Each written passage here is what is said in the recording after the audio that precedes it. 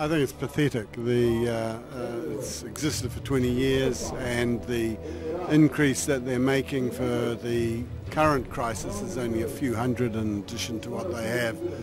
I think that there needs to be a substantial increase in the overall quota that we do every year, but there also needs to be an emergency response to what's happening right now with millions of people across the globe seeking refuge, and a number like 10,000 we could easily bring into this country and resettle. I think very easily. If you look at the actual numbers of permanent and long-term migrants in New Zealand, last year there was a net gain of 60,000 in permanent and long-term migrants. It's a net gain, right? So we're talking probably 100,000 permanent long-term migrants. We have something like 200,000 workers on temporary visas here, living each year, coming in and out and tied to them. And it's all right for the bosses and the companies because these people tied to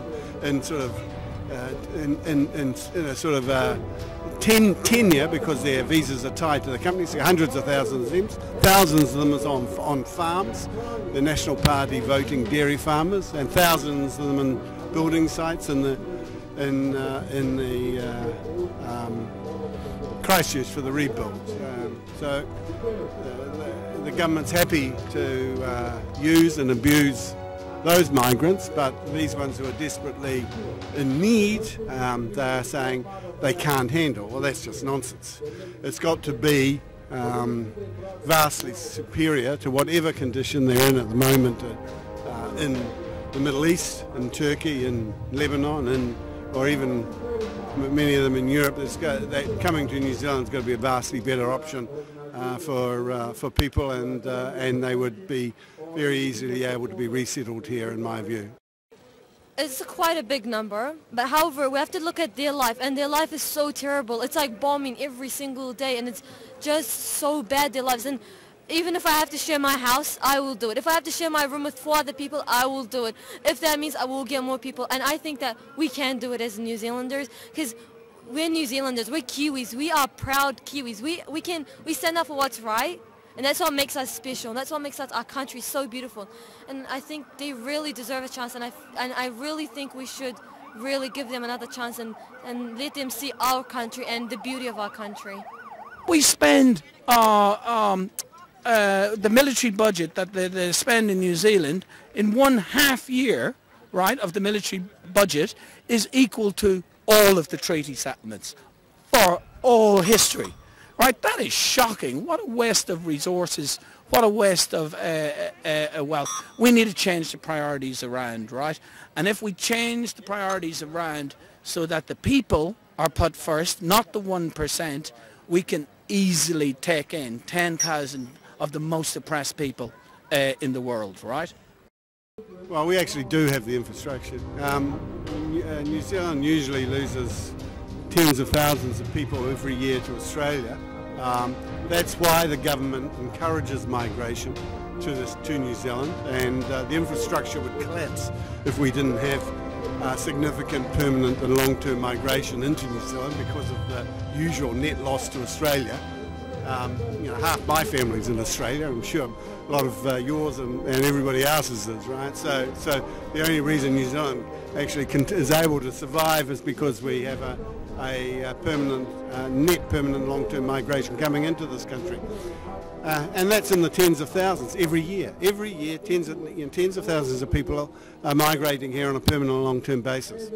And so migrants generally contribute to an economy. Migrants, even desperate refugees, bring resources in terms of their skills and their.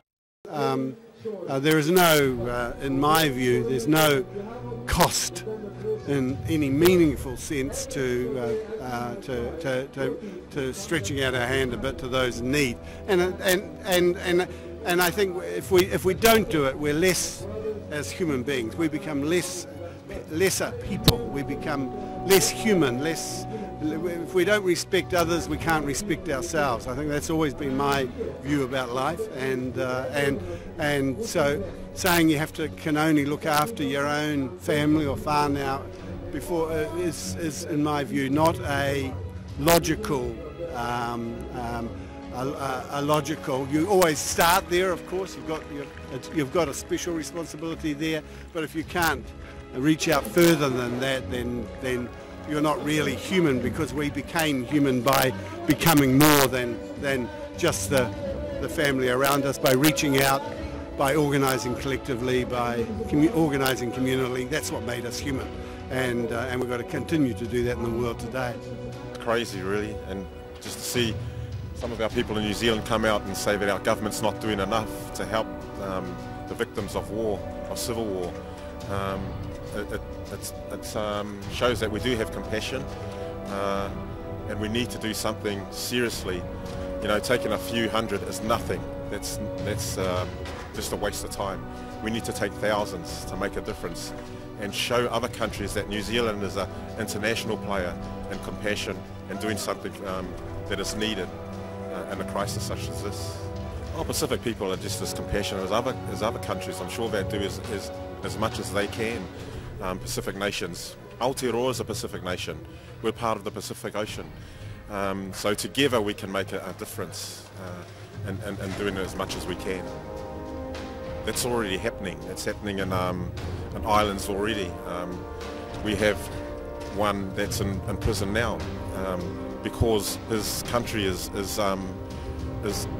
at risk of being flooded, and he's here in prison because our government is not going to take any responsibility. That's another refugee that's not been looked after, not been heard. I think it's completely ridiculous, right? You look at the one excuse that keeps being pulled out, and it's that it will cost too much. There's no way that accepting more refugees is going to cost too much. We spent we lost $250 million a year just by selling the assets that the national government sold last term. That $250 million a year could cover 10,000 refugees easily. Kia hau nei he take tinoa wangawanga tēnei, nā te mea ki ngā wāhi pera kia Sauria, ai mahi tūkino ana te kāwanatanga ki o rātou tangata whenua anō. Ke konei mātou ki Aotearoa, e noho pai ana a kaore mātou e ahe ana ki te mauria mai a rātou ki tēnei whenua. Tino tūkino tēnei. Kia hau nei me tukua mātou te aroha ki ngā tangata katoa. Nō reira ai, kia ora. In Aotearoa, of course refugees can try and find refuge elsewhere, but we're still a player on the global stage. We still need to do our part. It doesn't make any sense to just say, oh hey, these refugees, they can go off to Germany, they can go off to Hungary. It's just not acceptable. We need to accept refugees from wherever.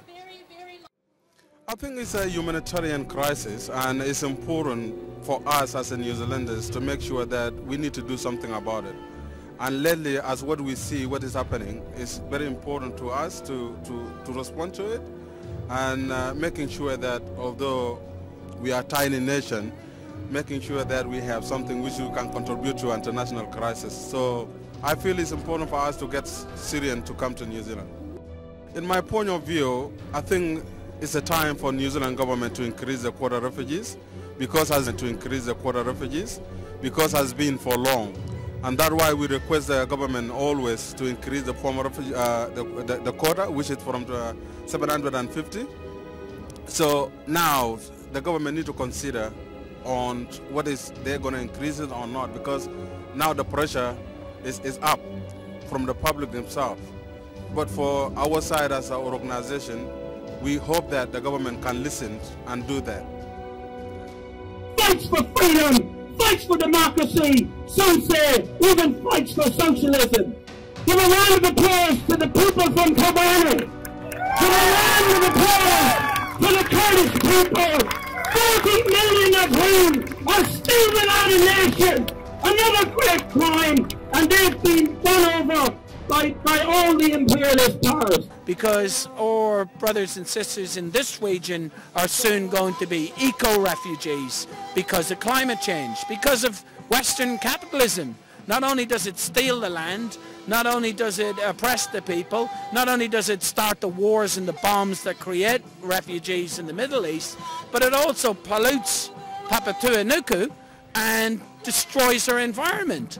And people who've done nothing to destroy the environment in islands like Kiribati and Tuvalu are the first people at the front line of the climate catastrophe that's coming in the next decade, where their food sources are destroyed. Their land has been assaulted by rising tides, and we have a duty. Needs to be paid a lot more attention to is the root cause of this refugee problem. And if you go back to the underpinning United Nations Charter, which was set up after the Second World War to try and make sure this never happened again, you will see that what they looked at was means of sorting out international disputes in a peaceful way. But when you go around illegally invading other people's countries, bombing them and destabilising them, that's why people want to leave. And I believe that because New Zealand is a member of the Security Council, it should be the job of the New Zealand government to go back to the basics and make sure that the fundamental principles of the UN Charter are implemented to help stop the root cause.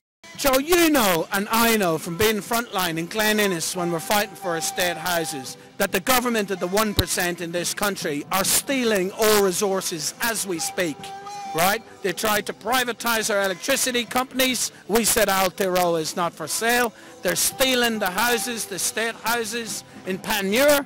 In a couple of weeks' time, we'll be there to fight for the resources of the working class, for the resources of Tangata Whenua, right? This system has already alienated and stolen from Maori, stolen the land, stolen the resources. We can see these useless, I think, treaty settlements which don't pay the real value of what was stolen from Maori. And democracy will achieve victory in Syria, inshallah.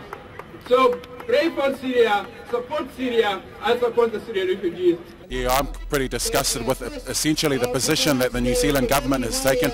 I think this is a really sad time in the world. We know that there's refugees that are being created because of the ecology over in Tuvalu, and we're passionate about that, being a Pacific person, and I think it's high time that we got more people here. We've got to show that we are a compassionate, caring nation. In New Zealand, it's not going to cost us the kind of crazy money to have people here, and I think we've got to increase the quota. We've got to show that we are that compassionate people that we claim to be. Ko tēnei kaupapa e pāna ki te manaaki, me te aroha, me te koha, kia rātou e noho ana i te raru i tēnei wā. Anō reira, ko rātou taonga, nā taonga i tuku iho no ngā tūpuna. Ko tēnei kaupapa he kaupapa Māori. Me kuhu atu, me tuku atu te aroha kia rātou, aroha atu, aroha mai. Anō reira, he tino take tēnei māku hei mama me ngā tamariki o Aotearoa. Kia ora. Yeah, I know numerous families, both in Aotea and Papatoetoe, anywhere out south, where our families are going to take people. And look, Pacific people came to New Zealand, and we had, you know, up to 15 people living in the house. People often say, "Oh, how could you live in the garage?" It was cool to live in the garage when I was growing up. And what I'm saying is, we will open our homes up to anybody. We come from the Pacific, where people are invited, they're welcome, they're made to feel part of the family. And I have every confidence that those very families in South Auckland will be more than happy to open up their homes and their hearts to refugees from all over the world. I'll never forget. I'll never forget the moment when I saw the photo of Alan, the 2-year-old boy who was washed ashore after his tragic drowning. I'll never forget thinking to myself, this is not real because we're made from flesh. We're made from bones. We're made from a brain. We have a brain. We have over 700 trillion blood cells in us. And we have a heart which makes us human beings. And that's what makes us human beings, that's what got us together. And it's that heart that which makes us human, and it's that heart which makes us different from all the other creatures. It's that heart that loves, and it's that heart that cares for each other. Or so I thought. As a 15-year-old, I guess I was expecting more from humanity. If we truly cared and if we truly loved each other, this wouldn't have happened. Alan and his family would be safe, because in the end, we killed Alan. I mean, look at it. Not even the fishes and the sharks and all the other creatures in the ocean had the heart to eat him or kill him. But us humans, we did. We killed him. Most definitely. I was a refugee, so I came here under the name of refugee, and I was treated really, really generously, and I absolutely love New Zealand too. But I'm a Kiwi. I consider myself a Kiwi, and I consider myself half New Zealander. I'll always be Kurdish, but I am a New Zealander. It's part of me now, and it's a part of me that I can never take away, and I absolutely love it. And I think New Zealand is gonna give so many opportunities to so many people, and only if we would accept so much more people. And I feel like we have so much space, and our land is so beautiful, and there's so much we can share, and I feel like they deserve another chance in life, because their life is not great there. I know, I lived there, and their life it's not that great. It honestly isn't. And I think New Zealand will give them a chance, and they're gonna love life, and they're gonna look at life differently. And I know I did, and I know I love New Zealand. I know it's given me a future, and I'm so excited for it. Yeah.